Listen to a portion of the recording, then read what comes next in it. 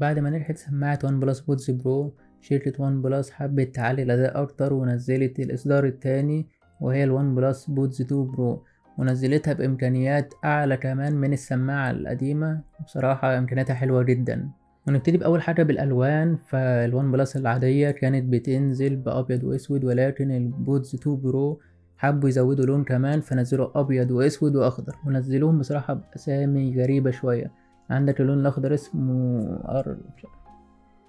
أربور بلا أرب...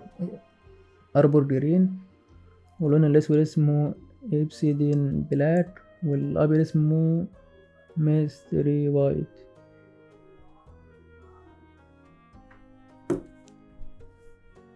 خد راحتك.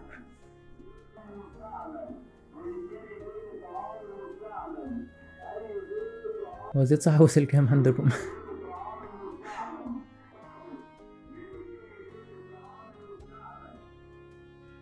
خلاص كده أكمل.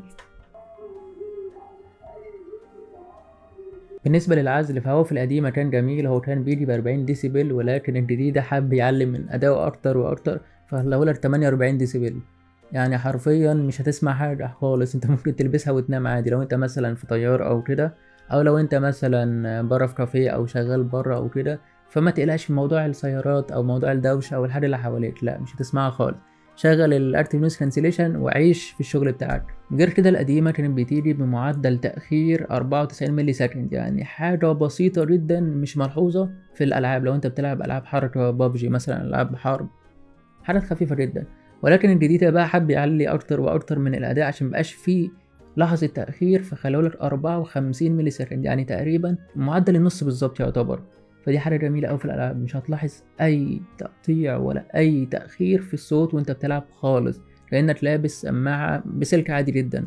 بس دي طبعا مع في فرق كبير في الصوت، طبعا الصوت 3D وكده، فلا انت تبقى عايش جوه اللعبه غير السماعات العاديه. السماعتين اول ما بتجيبهم وبتلبسهم بيعمل لك بروفايل خاص بودنك انت عشان يكون مريح ليك غير شخص تاني مثلا. كل واحد بيلبس السماعه بيبقى ليه بروفايل خاص على السماعه دي، فالسماعه بتتعود عليك، بتبقى عارفه كل حاجه، ازاي تخصص لك عزل مناسب مثلا، ازاي تعمل لك درجة صوت معينة مثلا، وهكذا. فالموضوع بصراحة جميل فيها، سواء القديمة أو سواء الجديدة، الاتنين زي بعض. الجديد بقى في ايه؟ في نظام الصوت. نظام الصوت الجديدة هو يعتبر زي القديمة، ولكن حصل بقى فيه شوية تعديلات حلوة علت وخلت الصوت أجمد بكتير. لأن ون بلس اتعاونت مع شركة داين أوديو، شركة خاصة بالصوتيات. شركة داين أوديو دي شركة خاصة بالصوتيات، وشركة مميزة جدا في نظام الصوت، فعلت جدا من أداء السماعة، خلت فيها البيز والصوت والنقاء ووضوح الصوت ذات نفسه عالي جدا، خلت فيه إحساس بالبيز بقى أعلى بكتير، تحس انت بترسيمة الصوت. فده فرق كبير جدا. على فكرة لو انت جبت سماعة لوحدها مش هتلاحظ فرق، ولكن لو جبت السماعتين مع بعض اللي هتلاحظ في فرق شوية، في فرق أفضل للتو برو. ولكن انت هتجيب سماعة دي أو سواء هتجيب دي فمش هتفرق معاك كتير، الاتنين زي بعض عادي يعتبر بالنسبة لك. بس هو بيبان بس اكتر في الاستخدام لو بتجرب الاتنين مع بعض، ومستحيل تجيب الاتنين مع بعض. انا واحد هجيب سماعة، فهجيب سماعة على حسب اولا ميزانيتي، وعلى حسب انا عايز السماعة ليه، إيه الغرض منها. بس غير كده كمان الصوت 3 دي بقى والدولبي اتموس وكده، ده اتطور جدا. هو على فكرة السماعة القديمة فيها دولبي اتموس، ودولبي اتموس فيها جميل جدا كأنك عايش جوه عالم الفيلم. ولكن الجديدة حبوا يطوروا من الدولبي اتموس، فتعاون ون بلس مع جوجل ومع دولبي اتموس عشان يطوروا نظام ال 3D والصوت المحيطي، يخليك عايش جوه عالم السينما. تخيل انت جوه السينما وتسمع فيلم، هو نفس الفكرة بالظبط، صوت 3D متحرك محيطي. يعني تجربة بصراحة جبارة جدا.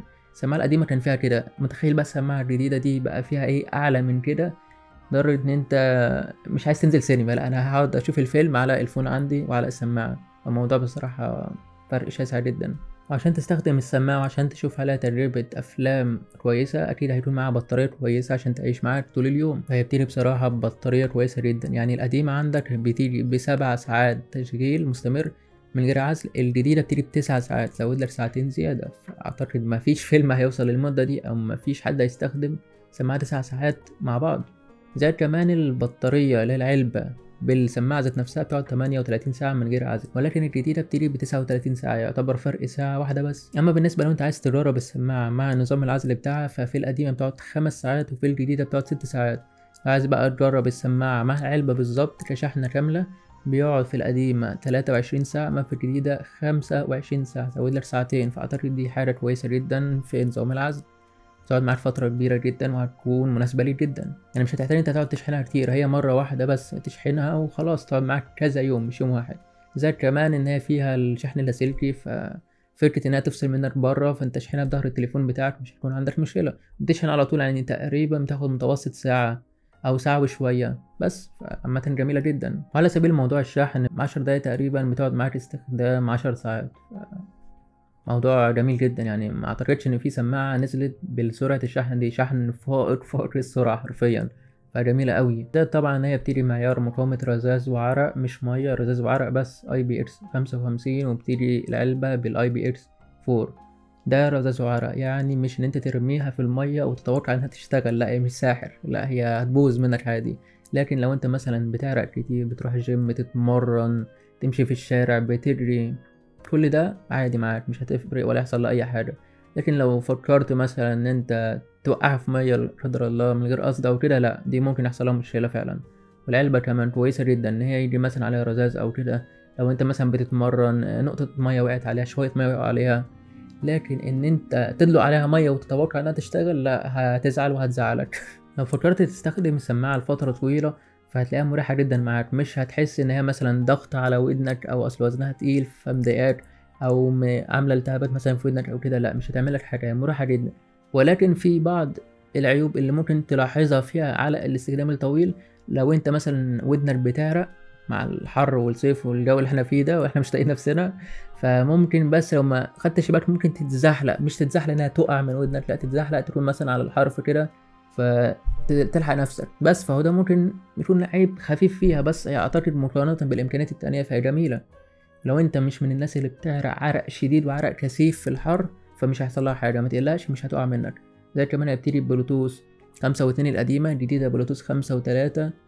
طبعا لو ما تعرفوش، هي وان بلس بتيجي ببرنامج اسمه زين. البرنامج ده جوه السماعة، عبارة عن وانت مثلا قاعد عايز، عارفين الريلاكس بقى، وعايز ان انا اعمل يوجا بقى والحاجات دي كلها، ممكن اشغل الوضع ده جوه السماعة، فابتدي اسمع موسيقى بتكون هادية ومريحة للاعصاب وجميلة جدا. يعني حرفيا هتعجبكم قوي.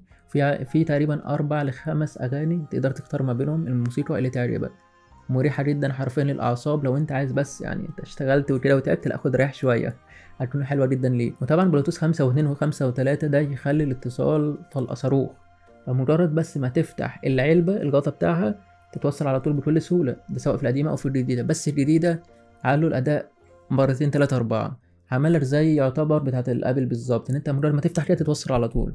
ده عملها عن طريق الون بلس، لان هم تعاونوا مع جوجل في حاجه اسمها جوجل فاست بير سيرش، دي جميله جدا، تخليك مجرد بس ما تفتح الغطا تتصل على طول، مش هتاخد منك ثانيتين حتى، على طول. فده مخليها حلوه جدا. زي كمان انها فيها 3 مايكات عزل، فيها موضوع الصوت ونظام الاتصال بتاعها جميل، ان انت تقدر تكلم اي حد حتى لو انت في دوشه او ضوضاء حواليك شديده، مش هيبقى في مشكله ان الشخص اللي قدامك مش سامعك، لا هيكون سامعك كويس جدا وما عندوش اي مشكله.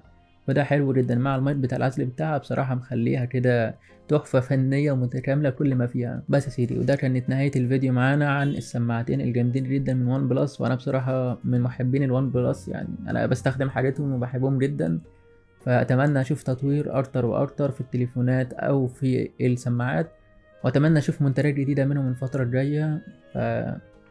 عايزكم تكونوا متحمسين زي للوان بلس، ان شاء الله اشوفها في تطور دايما اكتر واكتر. متنسوش بقى الانستجرام والتيك توك، واشوفكم على خير ان شاء الله. سلام.